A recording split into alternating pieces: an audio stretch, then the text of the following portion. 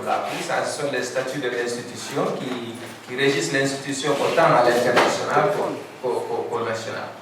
Donc, Capital Poulapou est une institution qui est d'abord apolitique. Elle œuvre pour le développement culturel, social et économique de la communauté des Fulbé.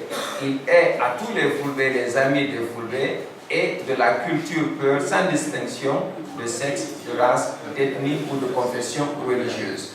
Donc je pense que ça essaie d'expliquer là déjà un peu que c'est une institution qui est culturelle et culturelle et qui est chargée de promouvoir une certaine culture dans les communautés et les environnements où elle existe.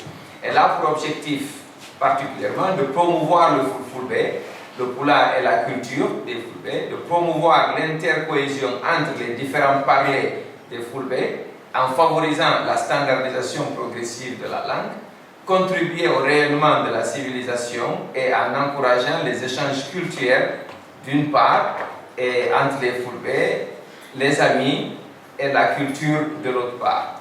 Développer le potentiel humain et matériel par le biais de l'alphabétisation, de l'éducation, de l'instruction et de la modernisation des technologies agro-pastorales, de l'artisanat, du commerce et de la technologie.